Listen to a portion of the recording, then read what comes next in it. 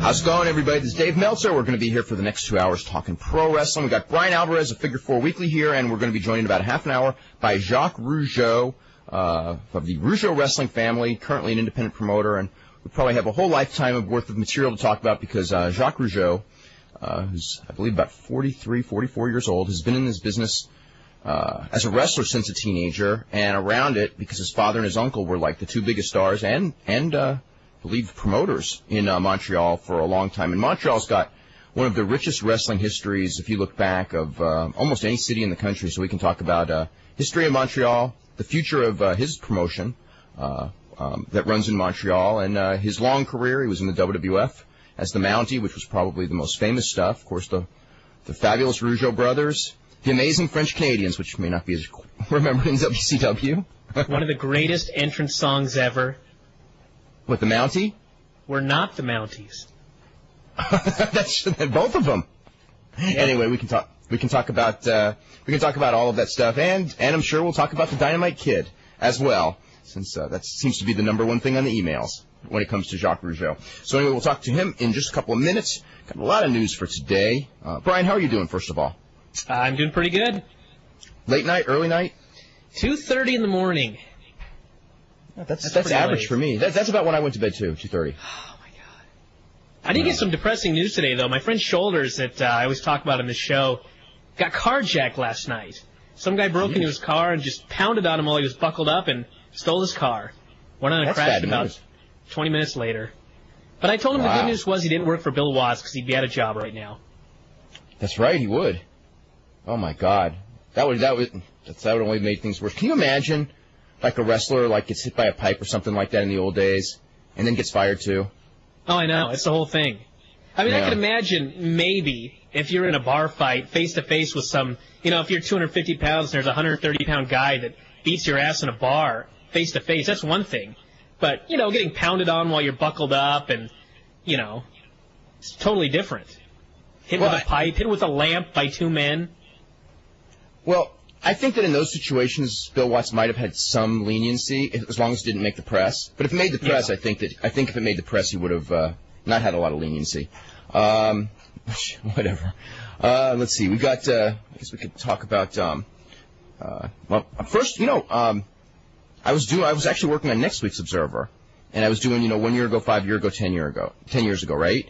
And as it turned out, 1 year ago, 5 years ago, and 10 years ago, there were three lawsuit or major court cases going on. 1 year ago was the court case, and they all have a lot to do with the history of wrestling. Big things. 1 year ago was the court case involving whether the WWF would be able to, was USA Network suing WWF and Viacom for the ability to keep the product on USA.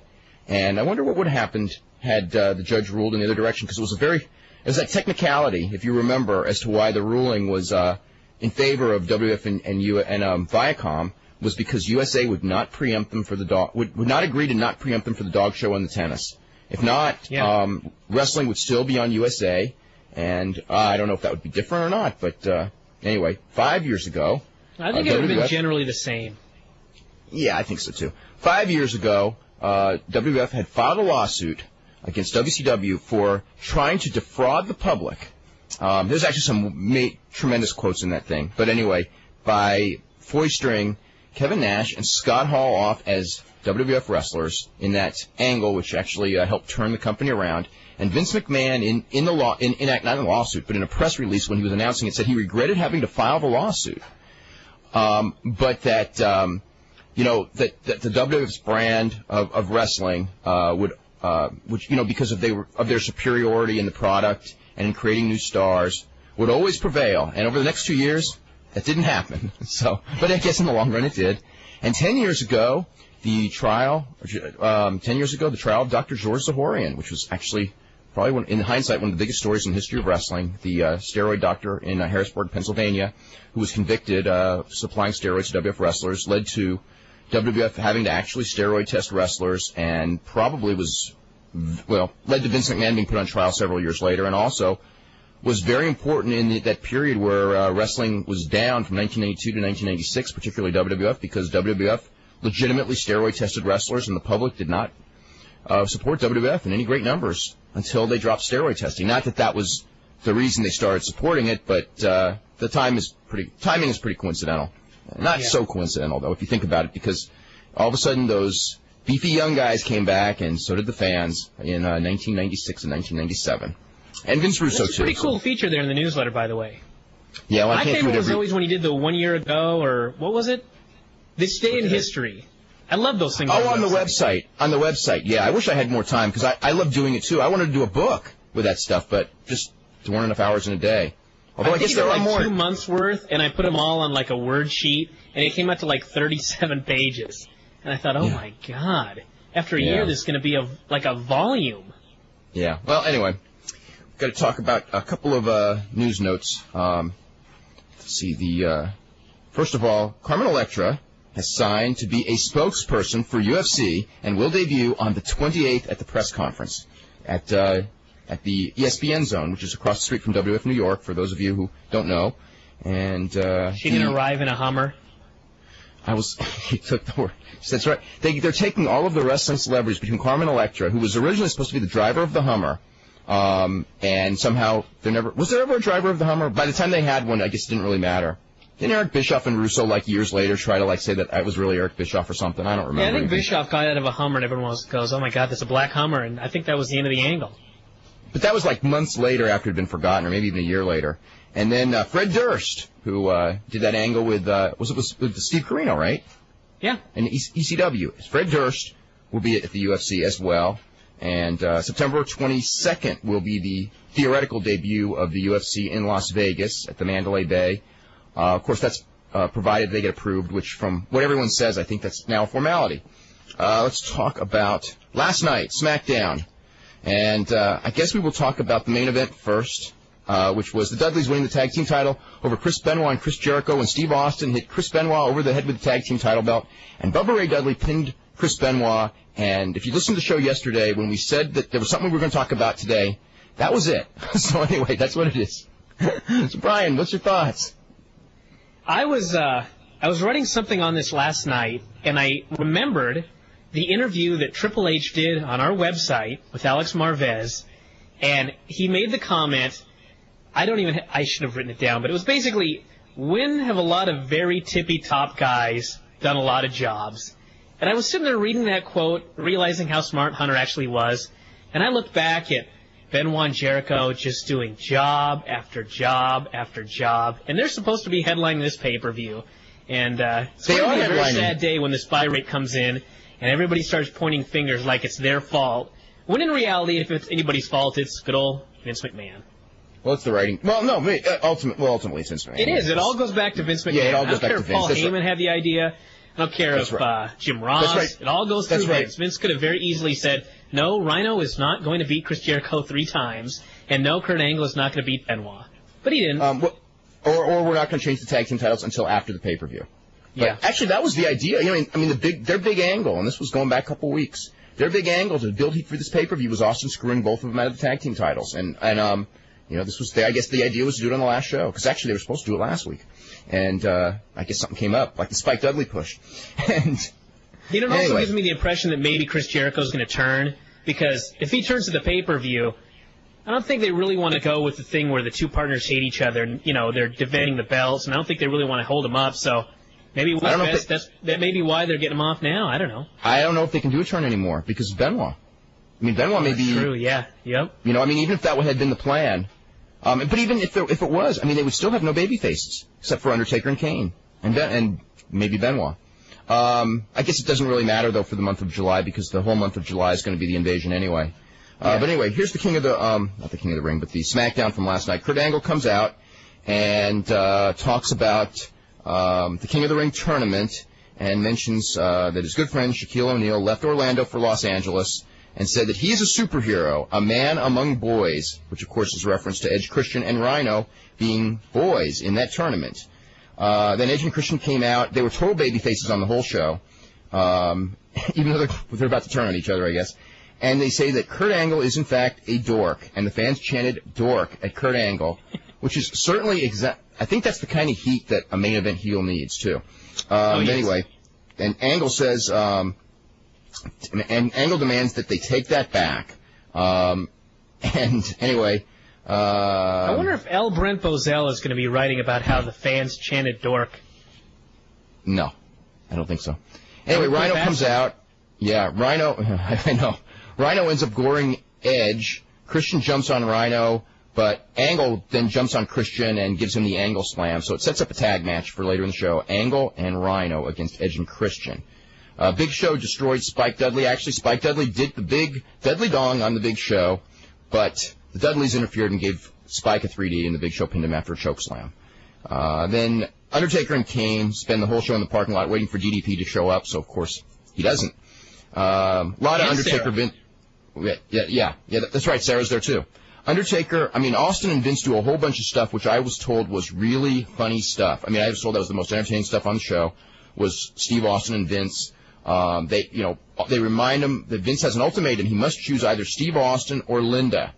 And Vince is going to make up his decision in the next couple of days, basically after the pay-per-view, depending upon whether Austin leaves with the belt or not. And if Austin leaves with the belt, I think that he's going to choose Austin. But anyway, we don't know that. Last week on the show when they did the hug, I thought that was so creepy. And then this week on Raw, I think that their dialogue was even more creepy. With Austin going, you can't have us both. I just thought, what in the hell? Well, how about when he's singing That's What Friends Are For? I know. What happened to Steve Austin? Yeah. Well, first he gives Vince McMahon a hunting bow, and then he gives him one of those camouflage hats and put it on his head. Anyway, Kane and the Hardys... Vince always wanted a bow and arrow. Yes. Kane and the Hardys beat X Factor when, Kane chokeslammed X-Pac and Jeff pinned him with a swanton. By the way, Jeff Hardy will be wrestling X-Pac for the light heavyweight title on the pay-per-view on Sunday. Kai and Tai barges into Regal's office. Taco wants a match with Jeff Hardy. Regal says no. Then he wants a match with Steve Austin, and Regal says no. So Taka gets in Regal's face, but Tajiri scares Taka away, setting up the big Taka-Tajiri match for later in the show. Deborah brings Vince McMahon a stack of cookies. Vince bites one and almost breaks his tooth. Yes, Deborah is not good at making cookies. And Austin complains she puts too much sugar in it, says that her cookies taste like crap and you can skip them across a lake. Anyway, that is pretty funny. Kurt Angle and Rhino beat Edge and Christian when, Rhino gores Christian and Angle then gets the pinfall on him. And then after the match, Shane hits Angle over the head with a kendo stick. And he tries to act like he's Steve Blackman twirling the kendo stick around, but he ends up dropping it, which is actually quite funny.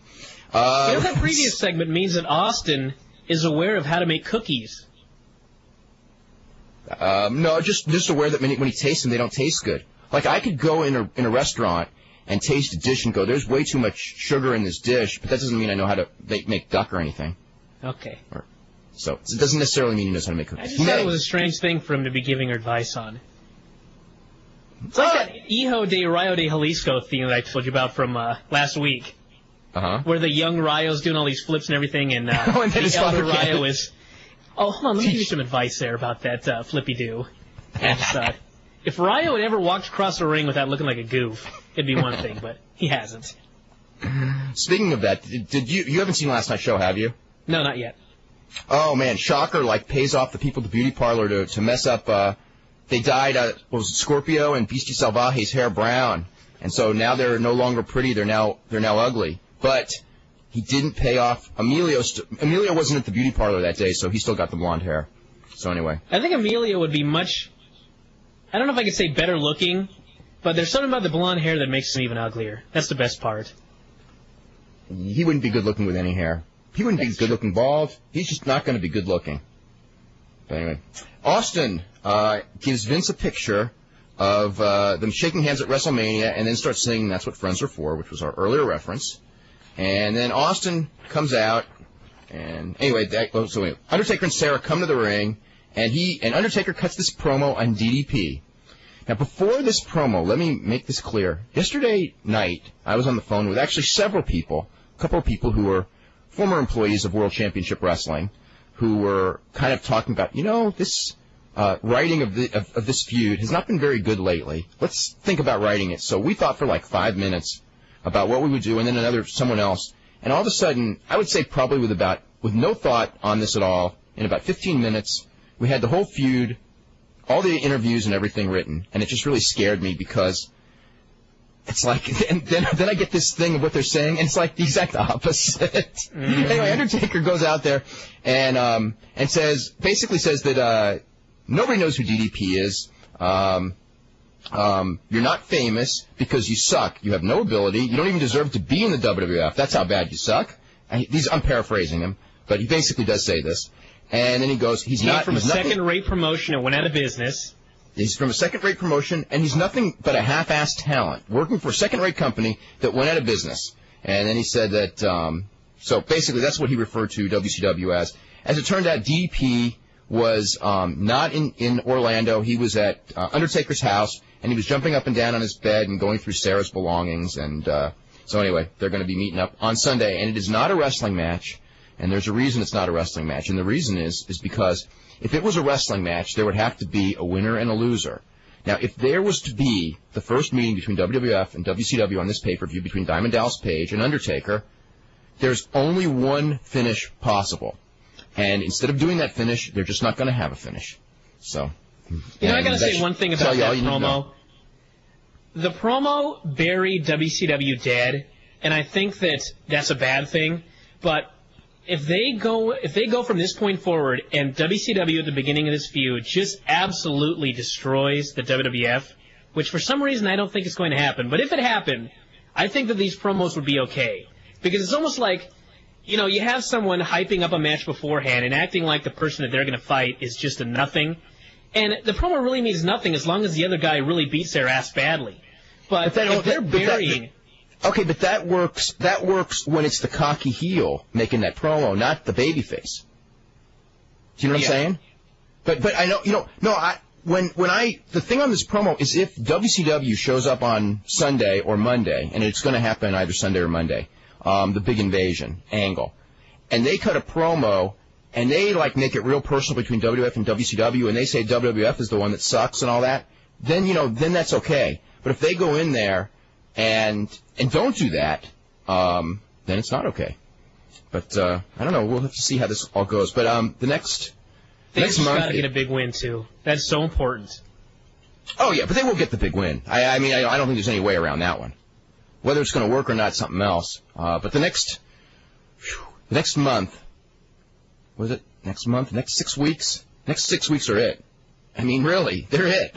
I mean, this business is... I'm not saying that the business is going to be, dead if it goes all wrong or anything like that, but the direction of this business up and down for a long time will be determined in the next 6 weeks because it's how well that relaunch goes and how well they incorporate these new guys and the ability to make some of these new guys into stars, the fact of going all the way with them and creating new stars. Those are all the keys to this business.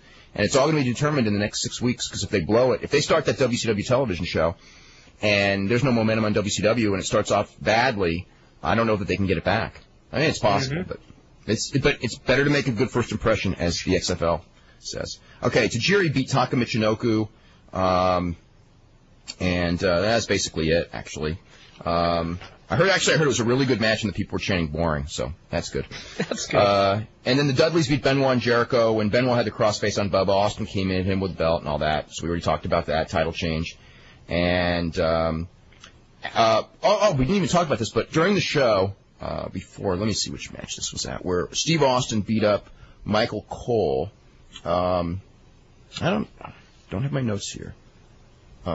Steve Austin beat up Michael Cole really bad. And Jim Ross and Paul Heyman ended up doing the announcing for the rest of the show because Taz was actually at WWF New York.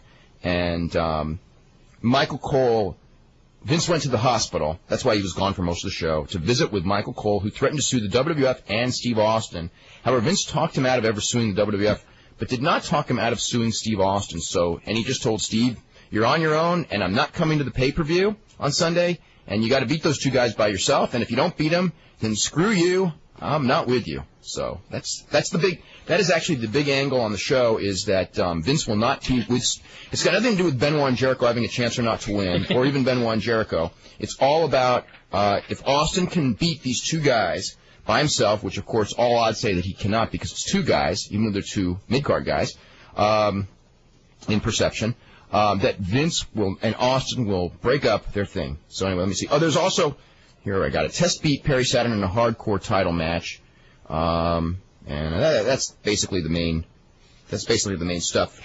Get through a couple of more news notes. Raw did a 4.2 yesterday, which is slightly up from the week before.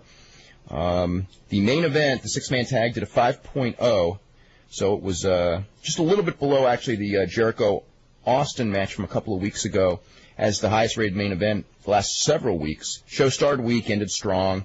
It grew just about every quarter hour except for Christian and the Big Show. They lost the audience. I don't know. That's basically what it is. What else do we have here? New Japan is having its stockholders meeting tomorrow, and Antonio Inoki is not going. He's staying in Los Angeles, and was he sending a proxy or something? He said he gave a power of attorney to the rest of the stockholders to vote because he's got a lot of that stock. So right now the feeling is that there's not going to be any major shakeups at that meeting. I guess the major shakeups already took place.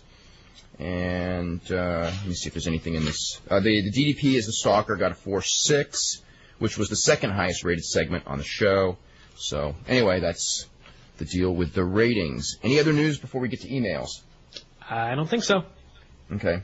I saw 0-1 last night, and overall not good. I'm just trying to think. The Shinjiro, let me say this again. If Kazunari Murakami doesn't win the Bruiser Brody Award this year, which he won't, because most people probably won't see his matches, it is a travesty. That guy is the greatest brawler I have seen in years. He is so awesome in that match with Shinjiro Otani, and there was a spot where they're having this really brutal match, and all of a sudden he hits Otani with the most brutal punches and kicks that I think I've ever seen in a pro wrestling match. I mean, it's just sick. And it was like a match. If you watch the match, they do a DQ finish. And it's actually an interesting finish because they're doing this kind of work, shoot, fight style. And Murakami takes off his gloves and starts pounding on Otani with bare fists, and he's disqualified. And you know how Japanese fans hate disqualifications and how cheap that sounds? And everybody bought it because it was so the match itself was so believable, and him losing his temper because he's on edge all the time is so believable that they didn't see that as a screw job at all. I mean, it was tremendous. It was actually a tremendous finish. Tom Howard did a good job with Shinya Hashimoto. I mean, it wasn't a great match, but it was good. And Naoya Ogawa and Yoshiaki Fujiwara was, I mean, it wasn't like it was a good match, but for those two guys, it was a perfect match. I mean, it was just exactly what the match should have been, which is Ogawa's selling a little for him to make him mean something and then squashing him dead at the end, and he squashed him dead. And Fujiwara's sold it so great that he was dead. So, but the rest of the show was pretty damn bad. I mean, when you have people doing work shoots that are not good workers, man, that's really bad. That's really bad stuff. Let's see. This relates to the Edge and Christian, Kurt Angle and Rhino, or Edge Christian and Rhino skit on Monday. Yes, we knew that Rhino was being sarcastic when he made those remarks. It's just that the way it came off was just very strange. Let's see. A bunch of Vince Russo stuff. Vince Russo's job in wrestling should have never gone past what he was doing in the added scenes from Beyond the Mat with Mick Foley. I never saw those added scenes. Russo was listing a whole page of ideas and catchphrases he had for the Dude Love character. I think the guy had a good mind for creative and no clue of what things are good or what things are bad or how to utilize his ideas in a successful fashion. Hey, I wonder if that means that Russo's the guy that came up with Chili McFreeze and all those names for Austin. I don't know. That's a good question. He would have been there, wouldn't he? Yeah, that's when he was there. I don't know. No, I think that was other people in creative that were, really clueless. Let's see. I don't understand why. That was during the Goon period, or a little bit after, wasn't it? This is 96. That was a bad period. Because it was 5 years ago. This week, King of the Ring, 5 years ago, when Steve Austin won the King of the Ring and said the Austin 316 and all that stuff. So it's been a 5-year run of probably just about the most successful American wrestling character of all time. Him or Hogan, it's one or the other. Yep. But I guess maybe Hogan's going to end up with more longevity. Actually, I think that's a pretty good bet. Not that he's got any longevity right now. Let's see. I don't understand why on SmackDown they're going to have Austin beat on Michael Cole to get heel heat. Actually, the fans did boo him for that, believe it or not, which is very strange. First, Michael Cole is portrayed on television as a dorky, second-rate announcer who's regularly poked fun at by the wrestlers and is nothing but Taz's stooge. Also, why does Austin go down from destroying Ross and Lita to Michael Cole? This is just a poor effort to generate cheap heat. What's more ironic is when the wrestlers like Steve Austin humiliate Michael Cole, the crowd pops like a babyface. What is they thinking? I don't know, but it worked. They booed him, so what the hell? You'll like this one. About a year and a half ago. Well, making fun of someone small like that, it's sort of funny, but beating him up, I can kind of see the crowd turning on a big guy like Austin beating up little Michael Cole. As much as I'll probably cheer, I can understand it. Yep. About a year and a half ago on Thunder, DDP fought this huge man under a mask. The Machine! Brian remembers this vividly. Oh, my God, I'll never forget that. They called the guy The Machine. It was his only match in WCW. Who was this? It was Emery Hale. That's Hulk Hogan's, the guy that Hogan's got under contract to be his big opponent when he starts his big promotion. Also, I had to get this out of the way. Does anyone have the feeling that Vince Russo was booking WWF that the stalker would have turned out to be Sarah, because nobody would have expected it? That on SmackDown, Sarah would team with Steve Austin to fight Undertaker and Spike Dudley. Undertaker would pin Steve Austin to get the world title, setting up Undertaker against Sarah at King of the Ring. Sarah would poke his finger at Undertaker, who would then lie down, allowing Sarah to cover him and win the belt. Now, I want to say this right now. That one finger poke, that was Hulk Hogan and Kevin Nash and Eric Bischoff. Vince Russo had nothing to do with that. And that was one of the dumber ideas that I can recall, actually. Really one of the dumber ideas. Okay. Let's see. How long does it take to change the fans' perception of how wrestling should be? Japanese-style booking would be great in America, but how long would it take to make fans appreciate that? Not pure Japanese style. You have to. There's Japanese style evolved over 50 years of pro wrestling in Japan, and we did not evolve the same way. So there's not going to be some. There are things you can learn from Japan, but you can't do Japanese directly in this country. It just wouldn't work because the fans have been educated just differently. Anyway, it takes a long time to change what fans perceive as wrestling. I'm still waiting for the Dusty Rhodes finish to come back. Yeah, I don't know how long it takes to change fans. As far as educating fans of certain things, I think you can do it pretty quickly. I mean, we just saw, like, with the tap-outs and everything in WWF and, like, the crossface, I mean, for months and months and months that hold meant nothing because nobody from Steve Austin to Farouk would tap out to that thing. And all it took was a couple of tap-outs, and people bought it as a finisher. So I think from that perspective, if you want to get finishers over like submissions, Steve Austin submits to a lion tamer in a tag match, and that hold's going to be over. So I think from that perspective, it's pretty easy. But as far as changing like the entire style and getting fans to accept it, I think it's a longer battle. We got Jacques Rougeau up. Just before we go to him, I just want to make one quick point, and that is one of the greatest examples of that was in the 80s. Dusty Rhodes, I mean, the sleeper hold was a big hold in like probably the 60s, and in the Carolinas with Johnny Weaver.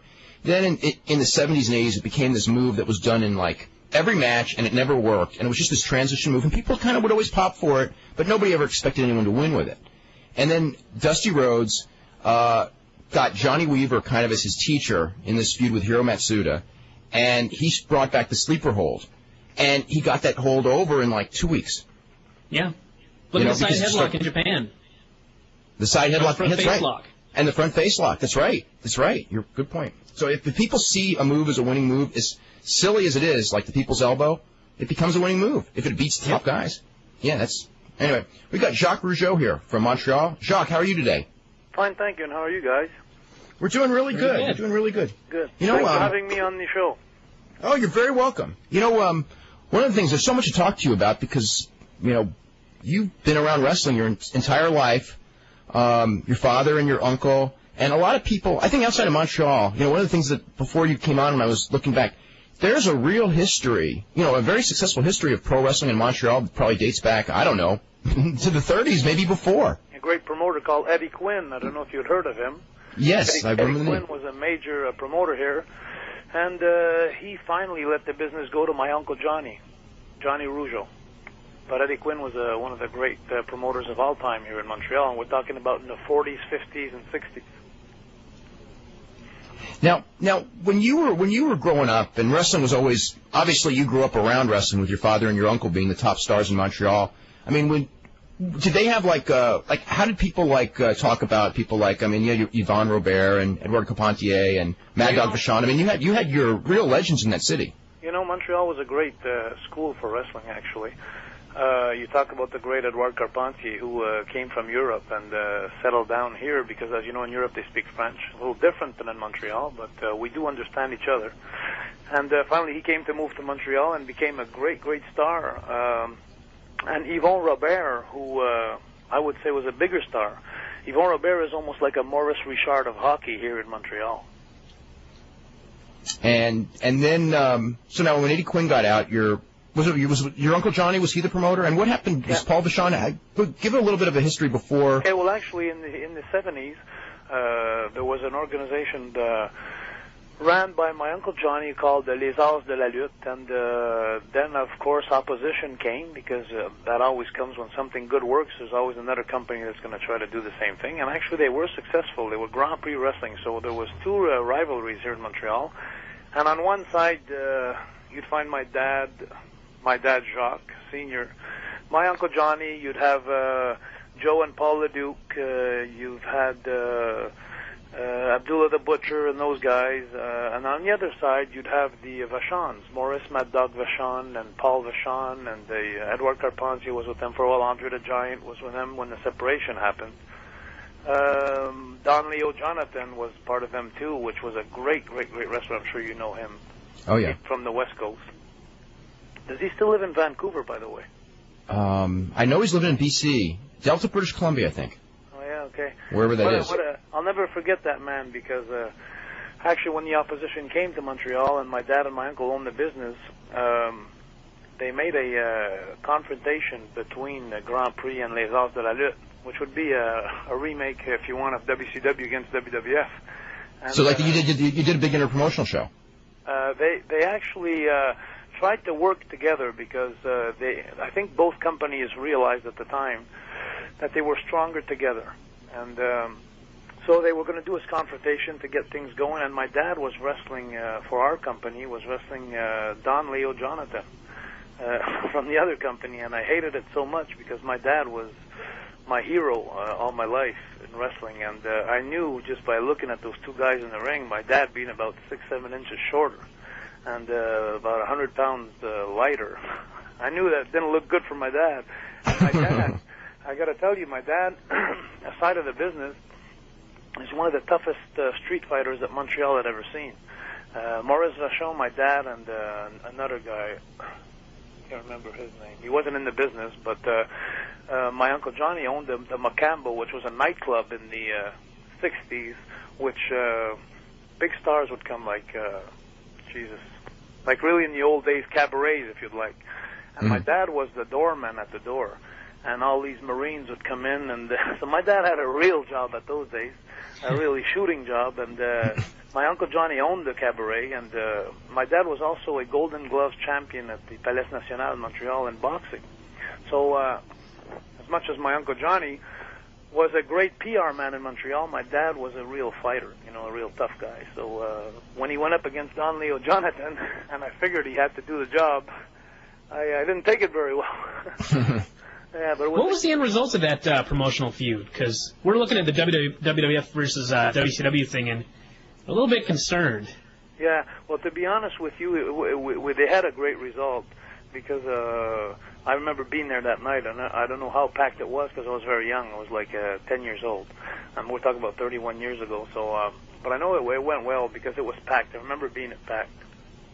But now, didn't they do a show with I don't know if it was your father or your uncle against the Sheik at the baseball stadium once, I think in the 70s? That was a real big deal. Yeah. Actually, there was the Jerry Park, and there was 26,000 people. It was my Uncle Johnny against the Sheik, and it was my dad against Abdullah the Butcher, and there was also Raymond that had a great publicity stunt on that. He was wrestling for the light junior heavyweight, which was an uncommon thing in those days. Against Don Serrano. I don't know if you remember or heard of Don Serrano. I remember seeing him when I was a kid, yeah. Yeah, he's a great guy. He was a great match with my brother Raymond. They went well together, and they had the light junior heavyweight title that night at the Jerry Park in front of 26,000 people. And I remember that night specifically because we had a riot, because there was people that wanted to come in, and it was sold out, and there was rocks thrown over the top, and I remember that night. Now, you broke in as a teenager. Your brother Raymond actually broke in a couple of years earlier, right? Yeah, Raymond started in 72, and I broke in 77. And you wrestled as Jerry Roberts in a lot of places, right? Hey, good old Jerry Roberts. Was that a deal where you didn't want to use the Rougeau name when you were breaking in, or is there another story behind that? You know what? what? You're a very smart man. Is this Dave speaking or Brian? I'm Dave. Oh, is Brian with you at this time? Yep, I am. Yes. Okay, I just want to know. Unfortunately, we don't have your show here in Montreal, so I don't follow you daily or weekly. But I just want to let you know that whoever mentioned this was very cool, because Jerry Roberts was Jacques Rougeau, not ready for the business yet, but too stupid to stay home, you know. So at 17 years old, I took my bag and I asked my mom. I said, "Mom," I said, "listen, Daddy doesn't think I'm ready. Raymond's wrestling for 5 years already. I'm about a foot taller than Raymond. I want to start wrestling." And so I said, "Listen," I said, "I had an offer, a possibility through one of the guys that told me that Stu Hart has a business in Calgary, and I'd like to go and wrestle there. If I tell him I'm a Rougeau, maybe he's going to want to take me." You know, I did that a lot when I was young, and I used my name. And a lot of doors opened because of my dad, my uncle, and my brother. And long story short, I went there at 17 years old. That was in 77. And guess who was driving the bus? Was it Brett? Yeah. Yeah. Bret Hart was driving me to my show. But it was fun because it was a great crew. The whole family was fun to be with. It was a little loop like Saskatoon, Regina, Lethbridge, and all Edmonton and the Calgary, and we had one day off in there. But it was my first, it was a school of wrestling and life for me. I remember borrowing $300 and some off my mom. I said, "Mom, I don't know when I'm going to pay you back, but I promise you I will, because I'm on a $250 guarantee a week." How many years was it before you felt comfortable using the name? So Jerry, thought you were ready. So I think I kept Jerry Roberts until I'd say in about, because I remember Ole Anderson was the last guy who really gave me a good chance. I owe a lot to Ole and Ronnie West. You guys remember Ronnie West? Yeah, the referee in Booker. Yeah, in Atlanta, Georgia. Yeah, it was Yeah. TBS at the time that had this show, and they gave me a break with Jerry Roberts. But it was funny because I was the only person that didn't beat me in that territory. I think was the Booker. I mean, not even the Booker, the secretary. But so they started calling me Jerry Jobber. You know, they made a running gag out of that. But that's the time where I started to realize that, Jesus Christ, I got to do something with this name here. You know, Jerry Roberts is okay, but Jerry Jobber is not too good for me. You know. But anyway, so I think it was in '81 approximately. That's when I was working for Ole there in Atlanta. Now, when did you first come to Montreal as the son of Jacques Rougeau? That's when I think it was in something like '81, and then the opportunity was good because we had live TV there. Actually, not live TV, tape TVs on Sunday mornings from Sherbrooke, and we had Edouard Carpentier, the great Edouard, who was giving the voiceovers and commentaries with Guy Auret, and it was good. We had exposure every Sunday morning at 11 o'clock. It was Les Étoiles de la Lutte, Lutte Internationale, and me and Raymond teamed up, and we did a killing from 81, 82, 83, 84, 85. It was 5 great years for me and Raymond in Montreal. I mean, I remember a match, and I know you remember it because I think it set the record, the indoor record probably for the city at the time. And it was you and Raymond, and I think it was like Loser Leave Town against the Garvins. Yeah, and what happened? Okay, go ahead. Yeah, go ahead. No, go ahead. I'm sorry. I'm anxious to tell you about this story. I saw this match, and the crowd heat for that match, back at that period of time, and the crowd heat I think generally was better than it is now anyway, with some exceptions. But it was like, even based on anything I had seen in any territory, I was watching this and it was like, oh my God. I mean, it's like the crowd reactions were for everything. I mean, those guys were so over his heels and you guys were so over his baby faces. It was unbelievable. It was match. Yeah. Great times. I got to tell you this story real fast because actually the first time that we were going to meet these guys, it was like me and Raymond said, okay, we'll work with them, but what can we do? And I was going out on my boat one night, and I had an idea. An idea came through my mind about, I said to myself, we already had 16,000 people advance sold, and it hold like 18,000 full. So it was like, I knew this was going to be a big event.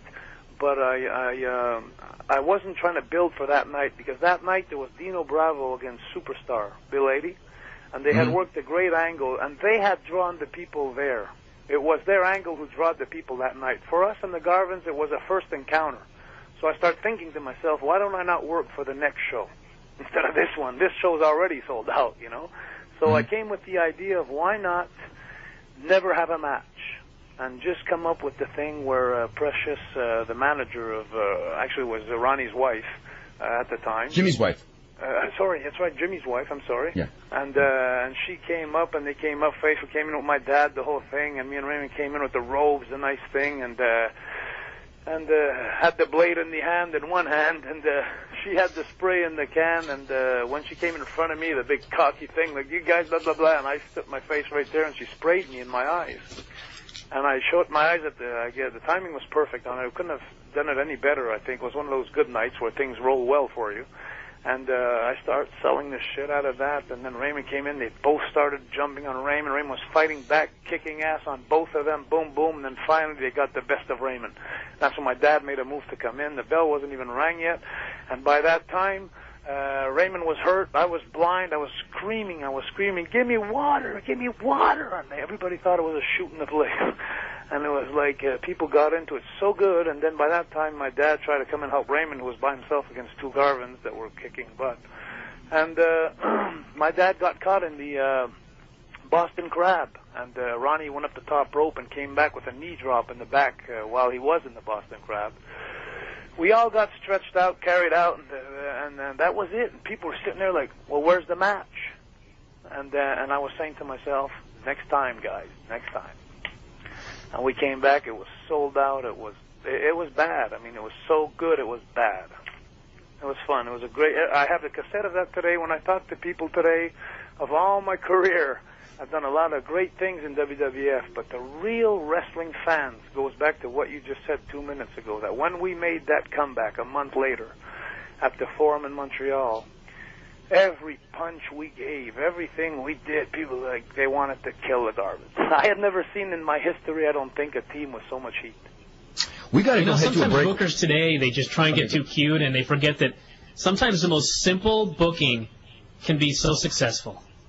I'll tell you, later on, or whenever you guys are ready, we'll start talking about my new kind of wrestling I have here in Montreal. One of the things, I guess, since you did bring it up, you've been running for... Now, you started promoting, I guess there was a deal.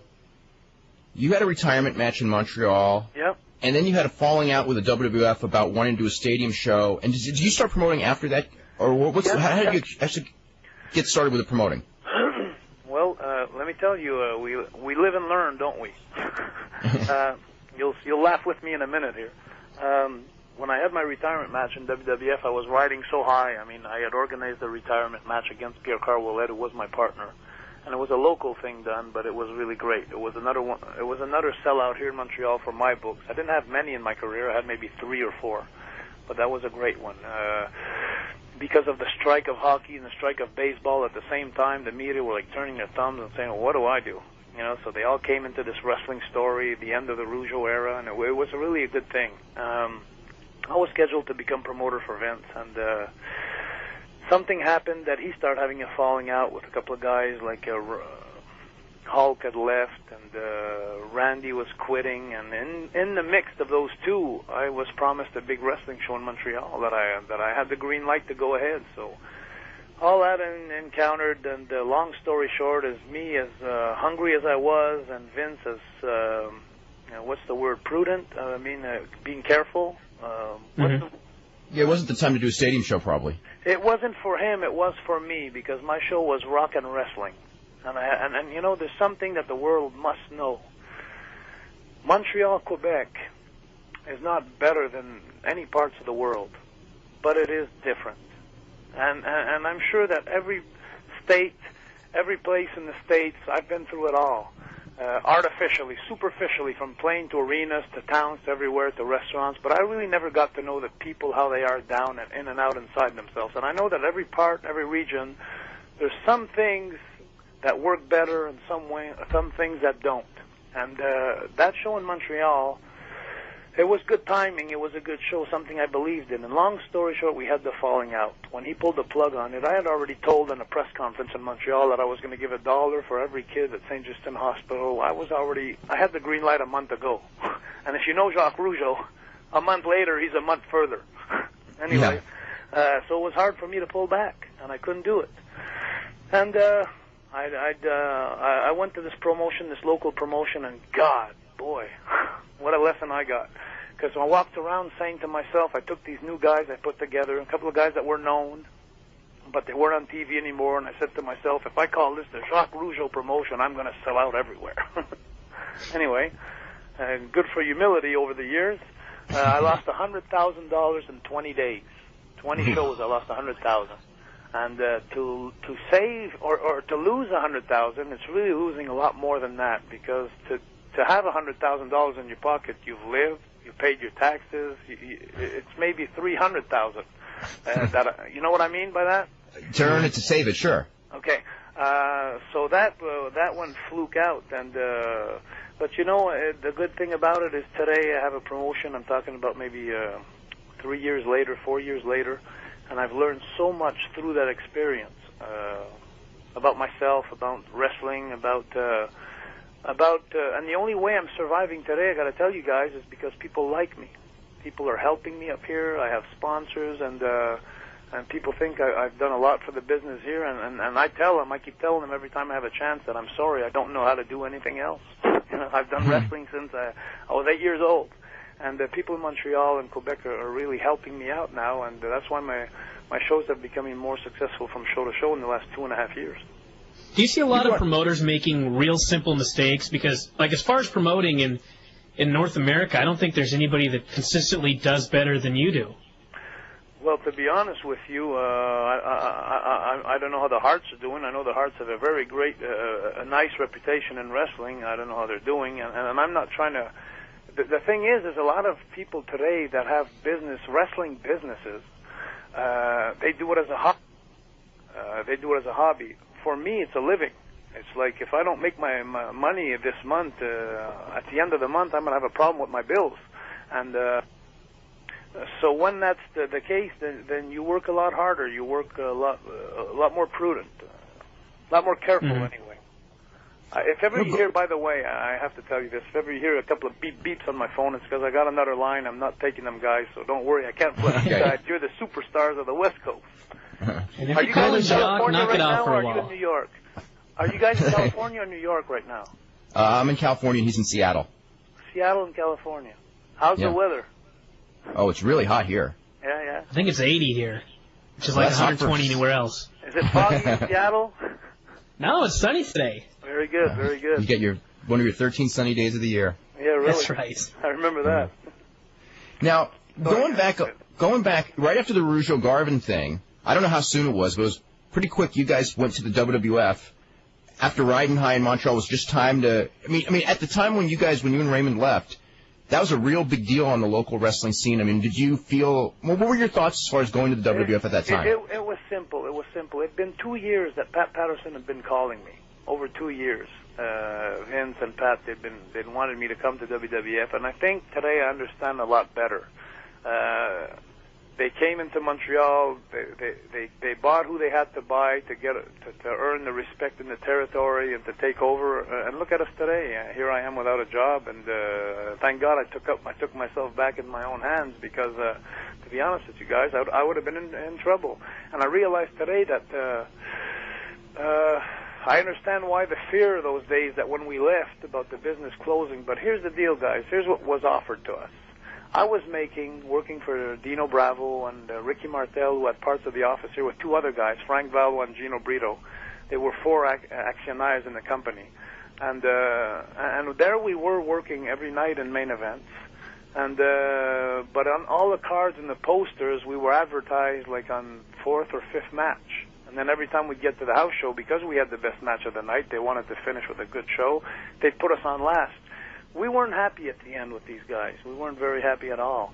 And the difference also was in salary.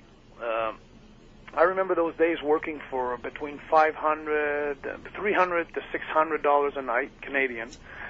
When I was offered, and we were working like 4 or 5 times a week, so we were talking about $2,000 Canadian a week, when WWF turned around and said, hey guys, we're going to give you $5,000 US a week. So it was like, you're talking about a big difference. You're talking about us not being happy here. You're talking about $3,000. You're talking about $150,000 US difference a year. Now, let me ask you guys a question. Would you make the move? I don't think there's a choice. I didn't think there was a choice. Yeah. Yeah, the hard thing was, I'll tell you what the hard thing was. 85, we went with them, 85, 86, and in 1987, Vince McMahon calls us in a room and he says, guys, you guys are not getting over. I mean, you guys are really good workers and all this stuff, but in other words, people don't give a shit about Canadians or Quebecers, whatever. And I have an idea. And that's when Jimmy Hart came in, and we moved to Memphis, and we became the amazing French Canadians. Anyone know actually the fabulous Rougeau brothers? That's what we were.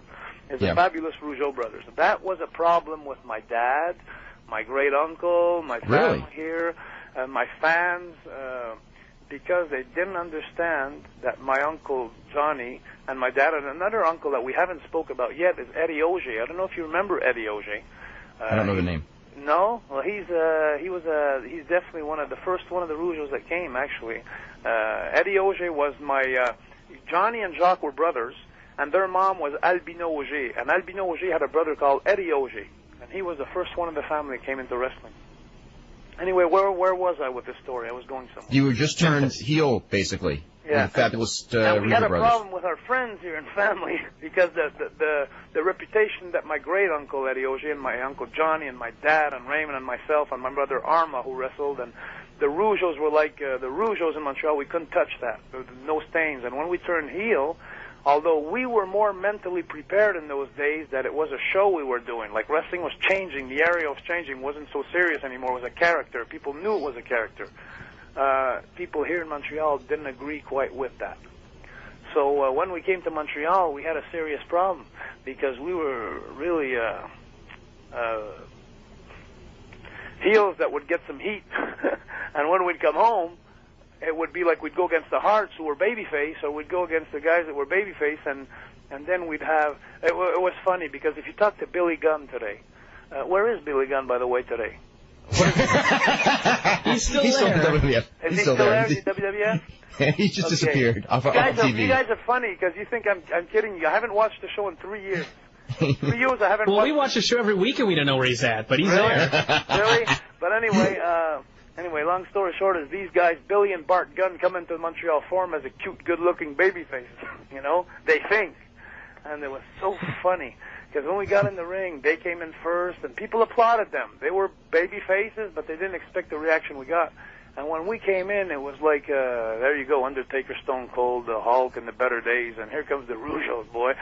And they looked at us, and when we got in the ring, I'll never forget that. They looked at us and, well, what do we do now? I said, well, you goddamn be heels, you know. That's all I could say. And, but that was fun. It was fun. It was a funny experience. But the problem was, of course, with getting over, trying to get over here as with the image of always being nice guys, while we were being seen weekly on the network being heels, caused us a little problem. Not my greatest problem. My greatest problem was with the Mounties, but we'll get that. I was going to ask you about that one next. Was you had a gimmick that, like in Canada, you couldn't even do? Guys, I'm going to tell you something funny. You get ready to laugh. This is funny stuff. No, actually, I'm going to laugh more than you guys, but here we go. We're doing our first promo as the Mountie. I'm supposed to be this RCMP guy, this law officer who's going to come in the States and kick Big Boss Man's butt. So we're preparing my first promo, so I'm on a horse here with the whole gear, with the suit and the yellow stripe down the black pants, and I'm on my horse, very proud, and there's this American that stops by. And he says, excuse me, officer. He says, so I look at him down from my horse, and we're in Quebec now. We're in the province of Quebec. This guy's a tourist. So he says, excuse me, officer. I said, I'm not the officer. I'm the Mountie. So that was my first promo. I wasn't even believing in my character then, or I wasn't at ease with it. I wasn't comfortable with it. Anyway, long story short, he says, how do we get back to the U.S.? So I look at him in my eyes. I eyes to eyes. I walk down I get off my horse, and I say, get out of the car. So he gets out of the car. And I says, follow me. So he comes right beside me, and I take the nose of my horse, and I put it right up in the air, and I say, you see this here? This always points to Canada. And I said, follow me. So then I bring him in the back, and anyway, I lift up the tail, and I say, see this part here? It always points to the U.S. I got to tell you this, guys. I'm laughing not because I really believe it, but because it was such a classic. Anyway, so long story short is not only I have heat with the Americans now, I got heat with the Mounties in Canada saying, Jesus Christ, we can't leave that character on TV. He's giving us an image like we're idiots. You know, so anyway, we got banned from TV, so I was seen around the world everywhere except in Canada. They took me off the air in Canada. I think that's the only character that was actually, totally, actually banned that I'm aware of. When I think about it, it's so funny because the week after that, and I swear to God, lightning strike me if this is not true, not more than a month later, there's this guy that shows up in Toronto, and he's an Indian or from another country somewhere, and he comes in with this turban on his head, instead of the Mountie hat. And that went into, like, headline, first news in the paper, TV everywhere, like the Mountie wants to keep his turban, And they granted his wish. And that blew my mind. I said, maybe the next one will be a Mexican with a big old poncho on his head, But I thought to myself, you're talking about custom, you're talking about a suit, a Royal Canadian mounted suit, where you're going to take the hat off and put a turban. I didn't believe in that after. I said, hey, guys, to myself I was saying to myself, I'm a character here, I'm a cartoon, and you guys are taking me off the air, and you're putting this guy in press conferences everywhere to represent you. Anyway. One thing I wanted to talk about was your promotion. Am I allowed to surprise you with a question? Absolutely. Are you that kind of host? Can I? Absolutely. I heard a rumor at one point when I went to do that WCW show in Vancouver, when I was refereeing that short thing with that 3-day stint or one-day stint. Is it true the rumors that were running at the time that you were supposed to take over the book in WCW? Never. That's the truth. No, it's not true. Okay. I remember reading those rumors myself, and I was kind of dumbfounded. We were laughing at them. Well, I was impressed. See, so for those who didn't know, it made a great reputation for you, Dave. Well, made a better reputation than the guy who did have it at that point, I have a feeling. But I can ask you a question real quick about the Mounties, because we were just talking about that. What was with the song, We're Not the Mounties? It's almost like it was a final slap in the face where, okay, we can't call this guy the Mountie, so instead of just changing the entire song, we'll just change it to We're Not the Mountie. I'm sure Jimmy Hart felt that way. Jimmy Hart wrote all my songs, sung over the year, and I'm sure that's how he felt, because knowing that was, like I said before, it was only entertainment. It was just a character. I didn't see anybody in Georgia or in the States stopping Big Boss Man to wrestle when he was had this cop uniform, and he was a heel. He was giving, I don't see... in movies that I see today, I don't see rotten cops in movies not showing the movies because it's a bad image for the kids. And anyway, I think you guys know where I'm getting at. I think there was a receipt there from Jimmy, and I approved it with Raymond 100%. And we are not the Mounties, ladies and gentlemen. We are not. Now, what about the deal that was at SummerSlam? I'm thinking '91. The Jailhouse match. The Jailhouse match. What a classic. Thank you, Vince McMahon, for that one. That was a fun thing from... Big Boss Man is a great, great guy. Those who don't know him personally, the sweetest guy. And for me to work with a guy like that night after night, and him being so generous also, not being the type of wrestler who wants everything for himself. It was just great all around for me. I think about that today. I think about the last segment, of course, being carried out in the police car from the Madison Square Gardens to the jail, and getting to this jail and screaming and fighting everybody in New York, trying not to be locked up that night. The best part of that angle for me, when I still think about it today, is when the last seconds of my segment on the show, which was this guy behind me while I'm screaming, tapping me on my shoulder, saying like, "Excuse me, son." I said, "Leave me alone. I'm gonna tell you, you can't put my prints on that paper. You can't." And the guy's tapping me again on my shoulder, like, "Hey," I said, "leave me alone." And then finally I turn around, like, "Leave me alone." And I look up. He's about 1.5 feet taller than me. He's about a foot wider than me. Anyway, the big monster. And I look at him like, and then he looks at me and says, "Hi." like a I don't know if I'm allowed to say this on the air, but a man You're who about likes a man. Anyway, and when he did that, I was so great because I was like, shut up, and I turn around and I go, hi, and I go, and I got to spend the night there, and that's how my segment closed. And God, that was so funny. That was great. It was great. Now going back several years. Did you actually shock somebody with that stick on accident? I actually did. Coco Beware, and it was so funny because I thought he was going to beat the crap out of me after it happened. But anyway, long story short, this is my first appearance as the Mountie with my electric stick, and I got this emergency button on. I don't know. I must have. Anyway, long story short is he's all soaking wet, and it's the end of the match, and I must have pressed the wrong button or something, and his hair starts sticking up on his head. I knew then I was in trouble, but anyway, I got back. It was so funny because I was scared for one that he jumped my ass. Anyway, we got back, and when he came back, it was like, Jesus Christ! And then I looking at him like, you're right, I'm sorry. And it was because it was really a big lawnmower coil in there, like a reverse charge battery, and it really it'd knock your socks off if you get touched by it. And anyway, but one of those.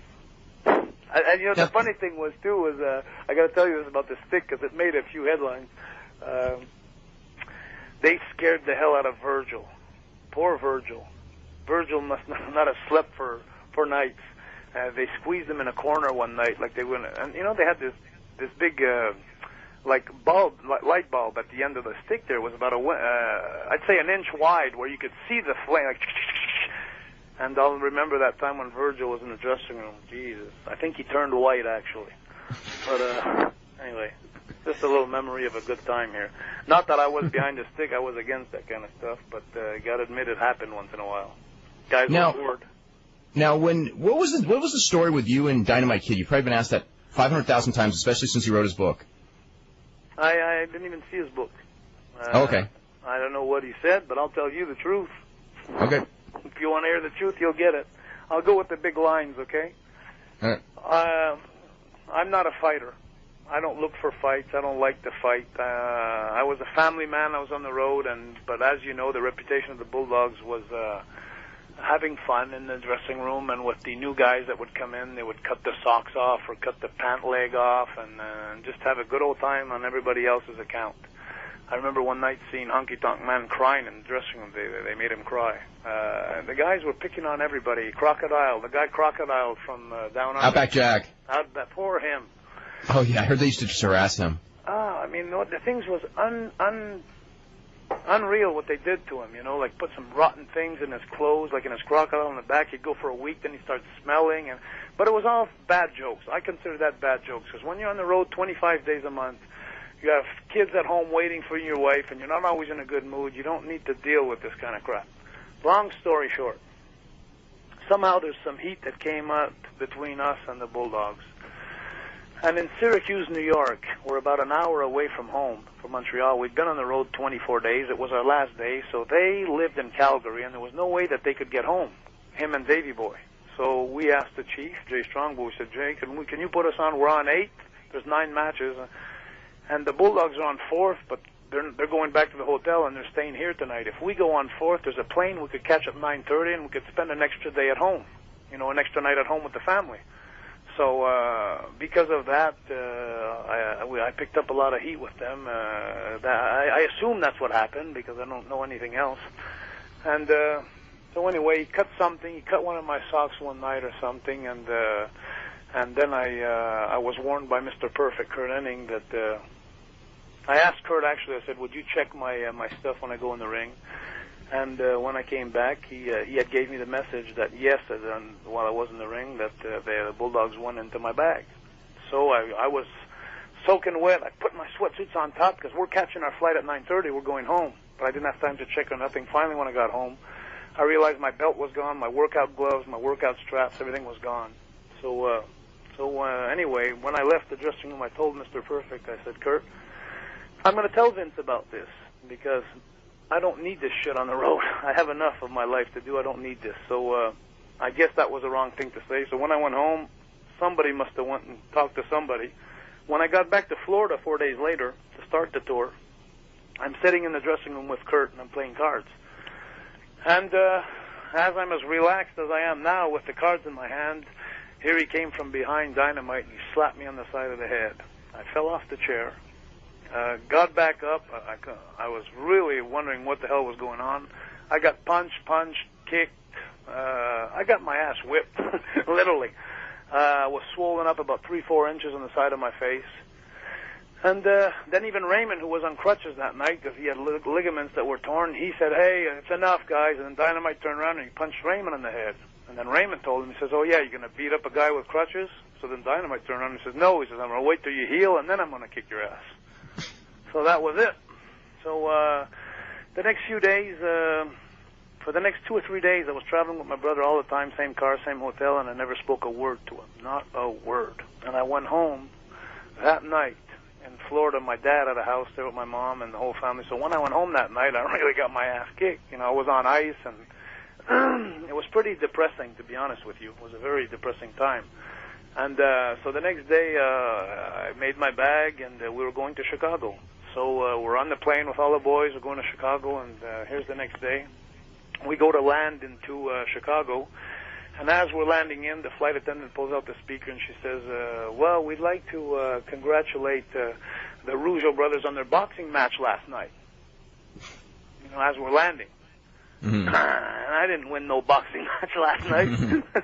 Anyway, so that really kicked me in the rear end, you know. So I got on the plane, and it had been 2 days since I'd spoke to Raymond. And finally, I just turned over to him. We're going to Rockford, Illinois the next day. And not a word, guys. When I'm telling you not a word, it was really depressing. But anyway, I turned around to him on the way, on the highway, and I looked at him. I said, "Raymond," I said, "Monday's TV in Fort Wayne, Indiana. And that's when I'm going to make my comeback." So, because I wanted to make a comeback, because I was right. If I would have been wrong, I would have went home. Believe me, I would have went home.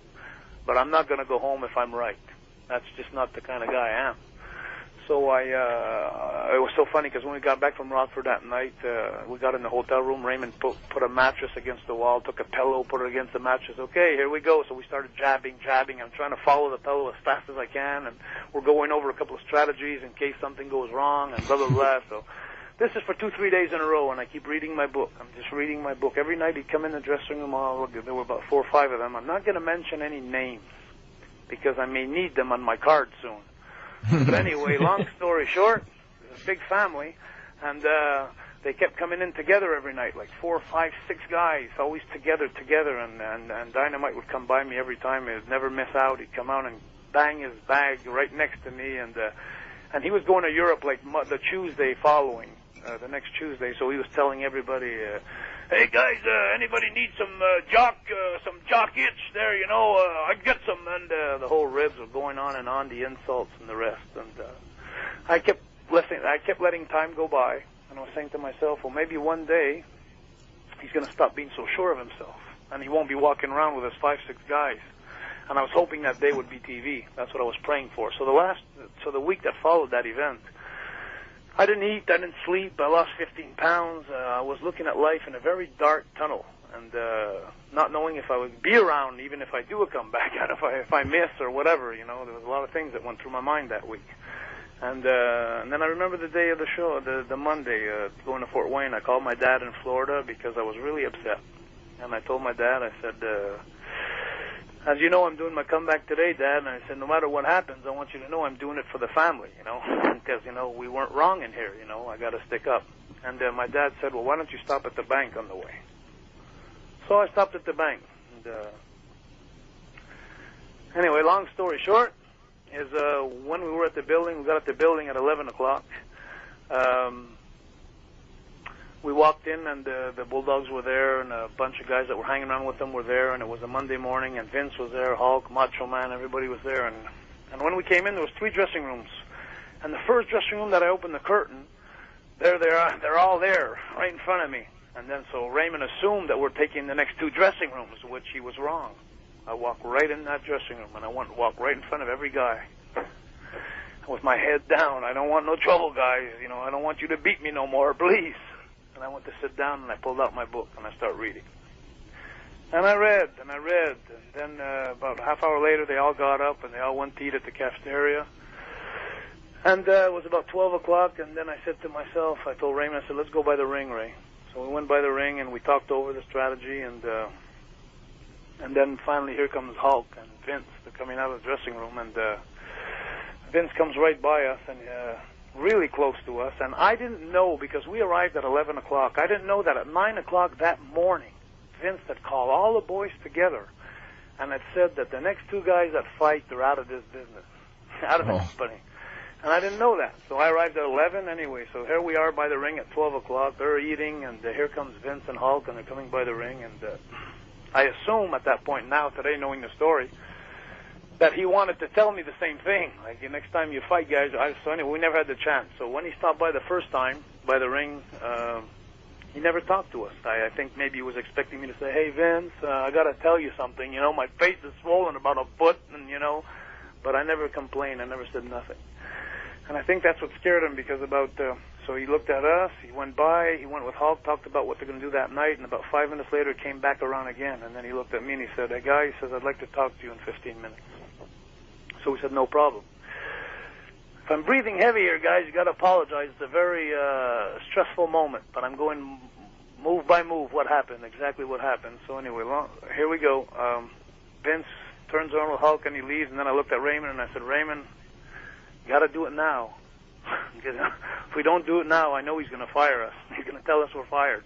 I'd assumed that, I guess. And so Raymond looked at me, and I'll never forget that look, because he knew what we were up against. And he looked at me and he says, you sure you want to do this? And I looked right back at him. It didn't take me 2 seconds. I said, you sure you want to back me? And knowing Raymond, he's so proud, you know. He says, and he got a little upset. He said, sure, I'm going to back you. I said, well, let's go, you know. So we went back in the hallway. Like every arena, they have like a little hallway in the back where the dressing rooms are, and it's about 10 feet wide. So I was standing on one side, Raymond on the other. Everybody was eating.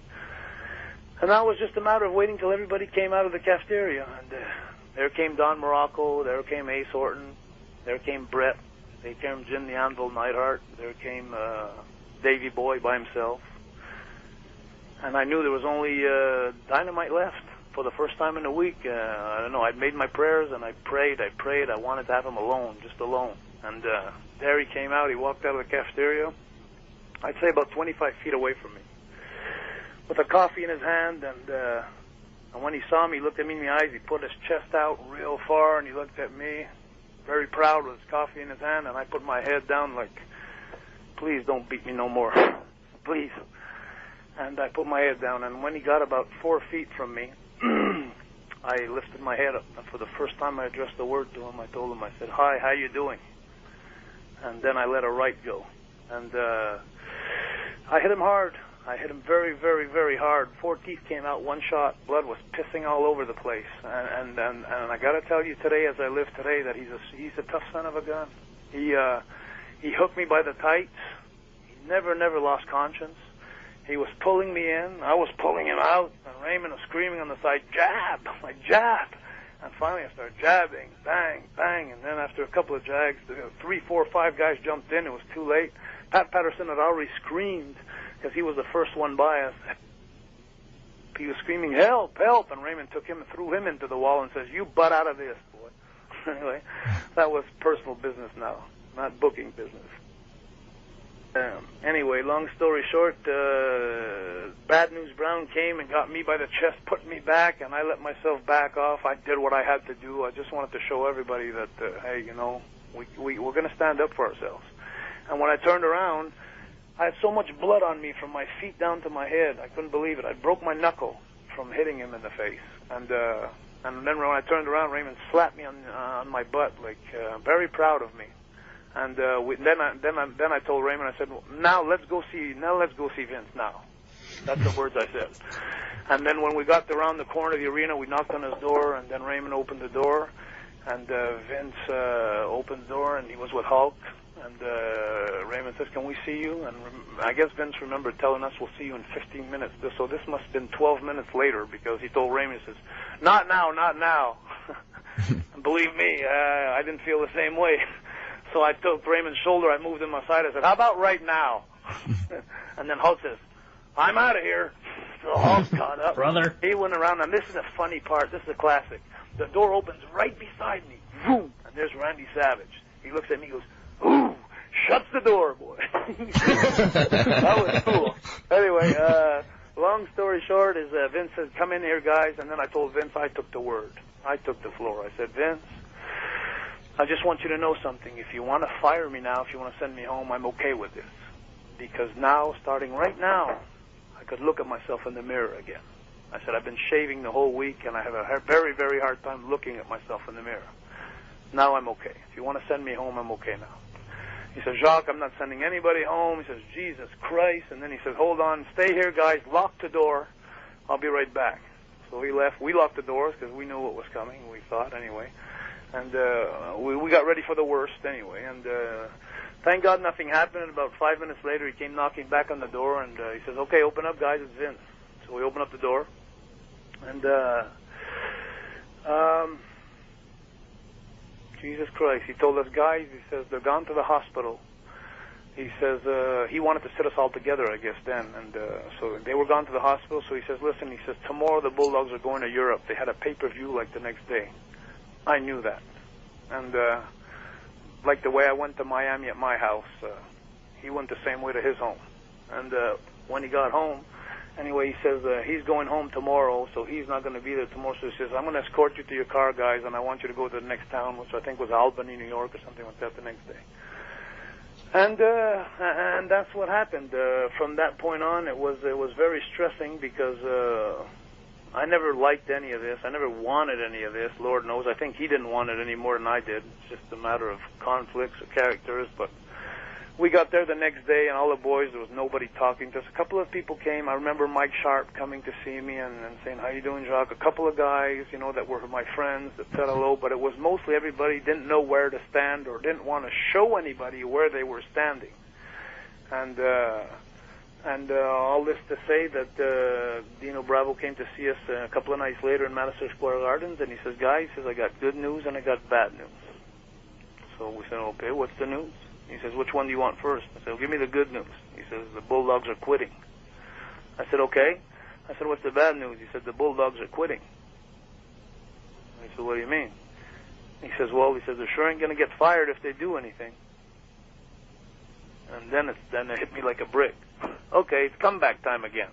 Everybody in wrestling was wondering what was going to happen between the Bulldogs and the Rougeaus because they knew that the Survivor Series was the Bulldogs' last show. The last match on a pay-per-view, and they had just come back from Europe, but I got to give congratulations once again, I guess, to Vince McMahon, because what he did is he flew us into California in a private room in the embassy suites of the airport, and he made us all meet for the first time after the encounter, before going back on tour to Tucson and Phoenix and all those towns. And it was great because there was a lot of emotions on both sides, I'm sure, and when we finally came in, we saw them going in the door first, and then me and Raymond were behind, and I was always afraid to back myself up in a corner because I never knew what to expect. I'd expect the worst, and Raymond did too. So when we came in, we got closed in this small room, and then Dynamite took the word out first. He said, "No," he says,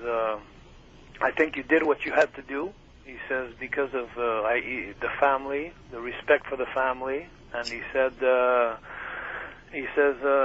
don't know exactly in what kind of words he was saying it. I couldn't believe my ears, but I had a lot of sympathy for him. I felt bad. I was happy in a way because I was saying, let's close this door. Let's turn this page in my life. I don't like this. I'm not comfortable for the last month, beating up somebody or being beat up. It's not part of my life. And he was very kind, and we went to Tucson the next night. They were in their room, and we always checked our backs every night, and we knew a week from then they were finishing off at the pay-per-view. It was I think it was in Richmond. Richfield, Ohio. Cleveland, right? Cleveland, Ohio. I'm sorry. Yeah. And, but it was Richfield Coliseum, though. Yeah. The funniest thing was the evening that night. As it was going along, we hadn't spoke yet about the match, about the high spots, and the next thing you know is someone came to see us in front of a couple of guys and said, "Hey, would you mind going over there in that room? Dynamite and Davey Boy would like to speak to you guys." It was the first time we spoke. And so we came in front. There was a couple of guys. There was Dave Hebner, I believe, a couple of guys that were there. And then Dynamite or Davey Boy took the speech first, and he said, I'd like to do this spot where he says, me and you, Jacques, boom, boom, boom. He says, we're going to do a spot, do the backflip, boom, go for the drop kick, I move, boom. And he says, Dynamite's going to come in, he's going to pick you up reverse, and he ends up doing a power press. And when he power presses me, he's going to lean on the ropes, and then Raymond, you come running in, and we're going to make you body press Raymond, like throw me onto Raymond. At the same time, what he was telling me, it was the first time we spoke in a month, and first spot of the match, what he's telling me is I'm at the end of his arms, 15 feet from the cement floor, and it didn't take me 2 seconds. I looked at him right in the eyes and said, I like the spot, let's do it. And boy, was I shitting in my pants. And I said, because I knew I was right the whole time, and it's easy to fight when you're right. Let me tell you guys, when you're wrong, it makes it a little harder. And so I went in and I gave him my body like I did every time, and I went in there and we had a great match. We took our stuff as soon as the match was over. We didn't even shower. We took our stuff, me and Raymond. We left. They kept them in the ring for 45 minutes? Yeah, and Vince had asked us to please do that for him, to not shower and take your bags, guys, and go. And at that point in time, and I said, I'm sure going to give him that respect. I don't have a problem with that. So we took our bags, we did that, so they say face, everybody say face, and that was it. And then it was funny because when I was a Mountie in 1991, it's maybe, 3 years later, I don't know how long it was, 2 years later, Davey Boy appeared in the territory. Davey Boy Smith by himself, and that was so funny too because he felt the same way I did. We couldn't wait to talk to each other, to make sure everything was okay. And when he came in, I won't forget that either. And he came up to me and he said to me, Davey Boy, he says, Jacques, he says, I have no bone with you. He says, you did what you had to do. And he says, that's what I think about it today. He says, how do you feel? I said, well, Davey Boy, I'm so happy to hear it. I don't want to hear about it no more, who was right, who was wrong, or whatever. I just want to bury this. And next thing you know, almost every night we were working against each other, me and Davey Boy, and having a great time. Now, I want to get to the phone calls because we had a lot of people waiting a long time. We're going to start with Todd in Maryland. Todd, what's going on? Oh, hey, Dave. Hey, Brian. Hey. Hey. Congratulations, by the way, on getting that question right. Oh, thank you. I have one quick comment for you, Dave, and then I was going to ask a couple things for Mr. Rougeau. Now that you're doing this sort of like historical thing this week in the Observer, I was thinking, and this is just a suggestion, that one of these weeks you might want to do sort of a Mexican history sort of issue. I remember you did one on Japan in like 95, 96, and I thought that was one of the best issues of the Observer ever. And just with more time, to write about things in more space in the Observer, I thought that would be a good idea to, make an issue of it one of these weeks. That's a great idea. Sounds good from here. Yeah. Anyway, Mr. Rougeau, I had two questions for you. I always respect you as a worker, and you also did the vocals on a couple of my favorite theme songs ever, both the Fabulous Rougeaus and the Nazi song, which I thought were great. Jimmy Hart. All the credit to Jimmy Hart. I was wondering, first of all, a couple of years ago, I remember there was a rift between you and your brother Raymond, and I was wondering how that came about, and I think it's resolved now, but what's the deal with it now? Sure is. It's resolved now. Raymond works for my company now. He tag teams with me once every 4 or 5 months. What had happened, it was simple. It was a Vince McMahon issue where when I left WWF, my brother Raymond and my dad were like religiously in love with Vince McMahon. This is a interesting story, by the way. Go ahead. And it was like my dad and Raymond, they breathed by WWF. And what I tried to explain to Raymond over the years was like, Raymond, WWF came to Montreal in 1985. We started in 72 and 77, respectively. We have done what we had to do in Quebec to get over. We are now over in Montreal. They didn't create us in Quebec. They came and took us, and they used us, and we did well. They did well. It was a give and take relationship. Don't think that they came and they created us and thank to them that we're on Earth today. It doesn't work like that. If you want to blame somebody for that, blame Dad and Mom. That's why we're on Earth today. And that's where the differences came. And one day in the newspaper, I woke up one morning. I was doing a morning show here in Montreal, like the 6 to 9, the biggest radio show in the morning. And I woke up and I turned the sports page, and in a big page, full article, my brother Raymond had got pulled in by the media. And then he said something like in big title, like, my brother Jacques should have more respect for Vince McMahon. And there I am on a 6 a.m. show doing sports. I open the paper and I see that, And I about died, because we're talking about the 23rd of December, the night of our party, our Christmas party at home. The same day, the whole page, it tore the family completely apart. Raymond said some things like, Jacques likes cameras. Jacques likes to take other people's money to make money. Jacques likes to, there was a couple of things in the story anyway. And then finally, long story short, is I finished my radio station, and that the morning show from 6 to 9, and I was on the return at home from 4 to 6. And I live an hour from Montreal, so I never got home during the day. So that Christmas party, we came in that night. And then when I came in, it was the whole family together. I went and I took a big beer and I sunk a big beer and I came in and I happy Merry Christmas to everybody. And I came to Raymond's face and I said, Merry Christmas, Raymond. And I look at his wife. I said, Merry Christmas to you too. And then I went and played with the kids. And all evening long I stayed in my little corner at Christmas, and I didn't want the kids to be affected by this. And at midnight I left the party. I got home, and at 12:15. Knocked at my door. I went to open my door, and there was Raymond. And Raymond had told me, he said, can we talk? And I told Raymond, I said, well, it seems like you did all your talking today. And then I said, but come on in. I said, I'd like to tell you a couple of things now. So when he walked in, I told him, I said, Raymond, I said, you write in the paper that I'm a big baby. Well, to tell you the truth, Raymond, you're right. And I think I'm going to be 60 years old, and I'm still going to be a big baby. Because I think that's the way I am. And then I said, Raymond, you tell me that I run after the cameras all the time. I want to be in the newspaper. I want to be here. You're right, Raymond. I said, if it wasn't for that, if it wasn't that me doing that twice a week or once a month for the last 25 years, we wouldn't be over like we are today. So we needed that publicity. I went to got it because we live off of it. And I said, then you tell me in your big title that I should have more respect for Vince McMahon, because I left him now, and because I'm taking his money to make this big show at the stadium. I said, Raymond, let me tell you something.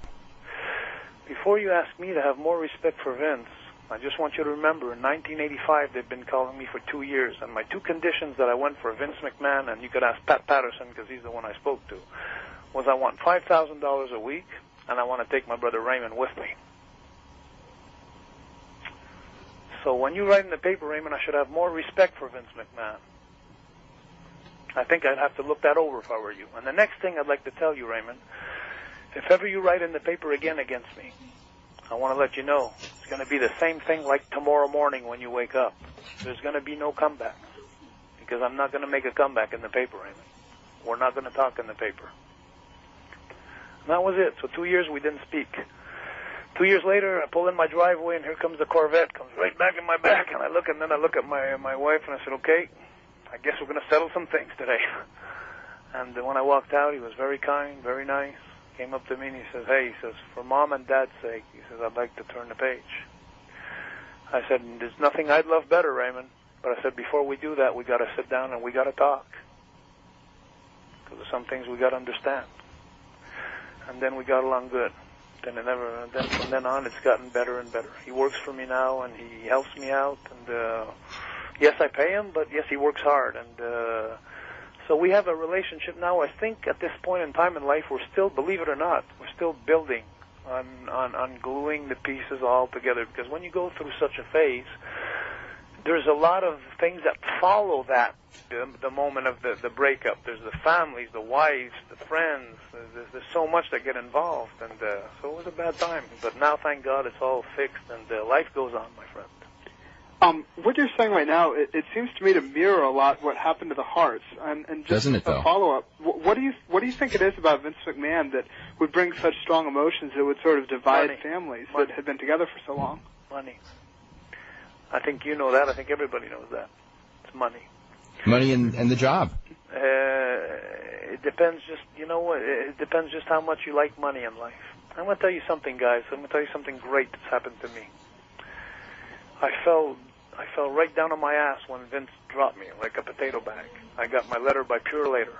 Not even a call. Nobody told me. I thought it was a royalty check I got. When I got outside, I saw a truck. I said, yes, sir. I went running outside. I took the thing, and then I started reading the letter, and it says, Dear Mr. Rougeau, we'd like to thank you for your services.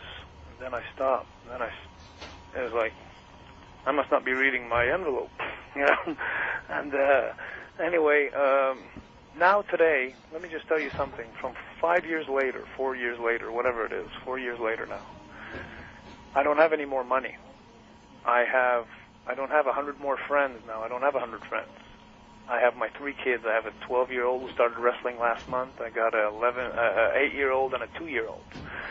And my life is, I'm so happy now because instead of going to buy a boat or buying a truck or buying this for my sons, you know what I do? I go play baseball with them.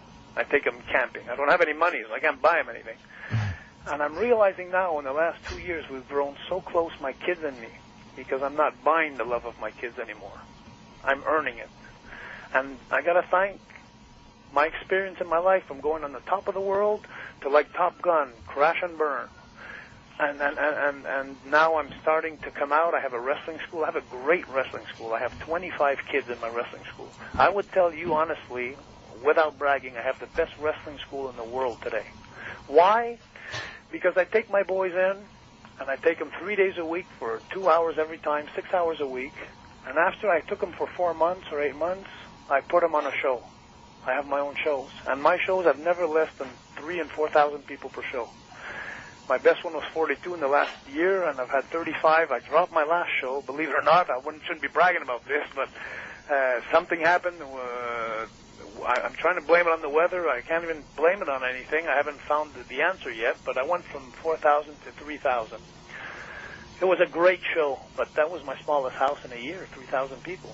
And so my business is really going good. Like I said, I'm down to earth. I'm home. I spend time with my family. I'm not rich, but I only have 2 or 3 friends, but they're really good friends. They're honest friends. They're people that don't come and have my beer and my pizza when I come back from my tours. They're people now who bring me pizza and beer so I can make ends meet. But it was a good lesson for me in life, guys. I swear to God, if I could wish this to anybody without the hard times and the very, very, very rough times, what a great lesson to face in life at 41 years old. And one other quick question, because I know that people are waiting. I was wondering what you think it was about you that was able to keep your drawing power so strong in Quebec for so many years. Because I know there was sort of the family legacy, but there were a lot of other independent promoters in regional territories that, things just died up over time, yet you've been able to maintain and draw really large houses. What do you think it is about you and Quebec that allowed you to do that? I think Quebec has kind of adopted me as their son now, and I've told the story which I've told you. I've told it on the air. I've told it on a lot of shows, and I've explained my rich story and my poor story and where I am, and people took me in hand. And another thing that I think I'm going to attribute this to is 25 years ago, the Journal de Montréal, who has 2 million readers out of 7 million readers in Quebec, came to me one day and they asked me, Jacques, would you come and play hockey on the weekends for charities for different cities? 25 years ago, I started playing hockey and baseball in the summer and hockey in the winter. I do at least 40 charities per year, either in golf or something, where I give my time, I give CDs, I sign pictures. I've never said no in my life, never in Quebec, never. And I think today, they're so tired of seeing my face. They've seen it so much in the last 25 years. But every time that they saw it, it was in a positive article. It was in a good fashion. I never was in trouble in my life. I never made a hold-up, or I never hang out in bars. I never got picked up drunk the next day. The image of our family was so good here in Montreal, and the only thing I did, I never made something happen new. I just followed the footsteps, because the real work was done by my dad, my brother Raymond, and my Uncle Johnny. That's where the work was done. I'm just taking the bad weeds out on the way. Now, how often are you running your shows? Is it every couple of months or every? Actually, at this point in time, like 2.5 years ago when I started my company, I was a show every 4 months. Now I have little towns that are starting to buy shows, which are 2,000 people arenas, and I'm selling them out. So I'm running shows now. Like my next show, I have a show at the McGill Stadium. That's a very interesting show. On August 10th, at the halftime of the Montreal Alouettes against the Winnipeg Blue Bombers in Canadian football, at the halftime, I'm putting a show together. I did last year. I wrestled King Kong Bundy last year in front of 20,000 people, and I was given the award of the last 5 years best halftime. Me against Bundy with the fireworks and the whole thing, and it was really good. And they asked me again this year, and this year I'm working on the show with Pierre Carwillet. I know he's going to be in there. Now I'm trying to find a suitable opponent. I'm thinking of Bam Bam Bigelow, maybe. I haven't done that. So that's my next really nice project. And then I'm going in October. Actually, in September, there's a big, big show in Montreal. There's about 100,000 people at a certain area in Montreal. It's called the History Birthday. It's a Fête de l'Histoire. And I'm closing the show with a little wrestling show. 4 or 5 matches. Then I'm going for my big shows. I may be going, this is a good scoop, I may be going to the Molson Center. In Really? Yeah. The Molson Theater, 9,000 people.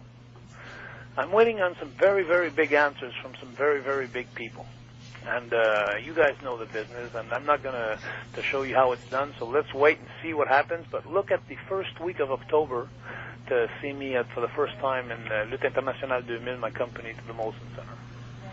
Okay, thanks, Can Dave. I ask you Thanks, one Brian. quick Thanks, question? John. I seem to recall a couple of years ago you got Hulk Hogan to do a job at a time when he didn't do a whole lot of jobs. And how'd you swing that? You know what?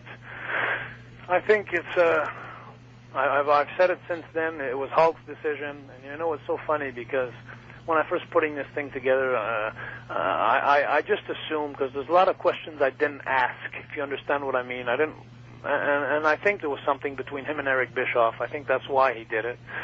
But the reason that he gave me, gentlemen, is the best reason a man would like to hear.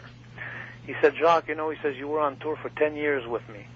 And he says, you've always worked hard, you've always done great opening matches for my card, and you've always been good for the business. And he says, he was just giving this back like I deserved it, which I know I don't deserve it. Anyway, I know a lot of guys that deserve it more than I do, but he thought in his book that I deserved that. And so what happened is he came to the Molson Center, and he did the job for me 1, 2, 3 in the middle. And I asked him too when we sat down in the dressing room that night. I said, Terry, well, what are we doing tonight? And then he looked at me and he says, well, what are we doing? I says, I don't know. What do you want to do? He says, what do you want to do? I says, I want to do what you want to do. And I'll never forget that time. And he says, well, I'd like to put you over. And I said, you sure? He says, yeah, I'm sure. I said, okay. And 2 weeks later, I got my notice from WCW. That was another lesson. But anyway, long story short, just today, if you go in Montreal by the big Molson Center, there's a huge restaurant called La Cage au Sport. It's a big chain restaurant to Quebec. They have a whole wall of me beating Hulk Hogan. Wow. And I got to tell you something. We're talking about like Elton John. We're talking about the Bob Throaters. We're talking about everybody going to eat at that restaurant, you know, and they're going to see the whole wall on me. So I think today it was worth it. It was worth it. My credibility today is so big in Montreal that they really think I'm somebody. But it was a great thing, and I always told Hulk, you know, and I'll never be able to pay him back for what he did, but it was the best thing that ever happened to me in Montreal, because on every publicity stunt I've done since then in the last 4 or 5 years, 3, 4 years. One was in 97, 11th of April, 97. So in the last 4 years, I've always been introduced like, ladies and gentlemen, 4 times WWF Tag Team Champions, 1 time Intercontinental Champion, the only Canadian to ever beat Hulk Hogan in a pinfall. And believe me, I put the pinfall. But so it was great. But I'll tell you what, if I had a chance to do something for Hulk Hogan today, I would go to any limit to do it for him, because we got to face reality. No matter where we are today and what has happened with wrestling, you could follow you could finish my sentence, right? Let's thank Vince and Hulk Hogan. Right or wrong? Am I right? Am I right, guys, or wrong? When we talk about a guy that's been 25 years in the business now, I'm telling you that wrestling has changed when Hulk came and appeared with Vince. They start working together with the WrestleManias and that. Let's not forget Hulk Hogan and all that. Oh, yeah. Oh, yeah. I was there when there was 93,000 people at the Pontiac Silverdome, the Giant against Hulk. And I was there in Toronto at the CNE when there was 70,000 people, Warrior against Hulk. And I was there in Europe. You know what I'm saying, guys? Yeah. That every time that I've been in the phenomena, Hulk was on top. We are totally out of time, and I want to thank you very much. Can I say a few things before you guys go? Go, sure. Just a couple of things real fast, one-liners. Okay. My son, J.J. Rougeau, keep your eyes open for him. He's the fourth generation of the Rougeaus. He started wrestling against a midget last show, and he's got more charisma than me. He's great. My wrestling website, it's lutte, Lutte, 2000.com. Pierre-Carl Ouellet. You guys remember Pierre-Carl Ouellet? Of course. Mm-hmm. He's going to be, a lot of good things are happening to him. I just want to let you know he's in best shape he's ever been. He's going to Saudi Arabia next week, and look for something big this fall with Carl Ouellet. Mm-hmm. Last thing, my wrestling school. The best wrestling school in the world. I'll take you in like you're my son. I'm the teacher. I do everything. Here's my wrestling school number, 450-470-9807. And the rest, gentlemen, I must say thank you very much for this conversation today. You guys, I enjoyed tremendously your ads about the drug-free during your show. I think it's great what you're doing. And good luck to you guys. Okay, thank you very much. And we will be back here tomorrow. We're going to talk about television syndication with Bill Behrens and NWA Business, NWA Vice President Bill Behrens, who's going to teach us a little bit about why wrestling in syndication is so different now than it was when, in the 80s when, we'll just talk about the changes in the television industry and how wrestling relates to that. We'll see you tomorrow at 5.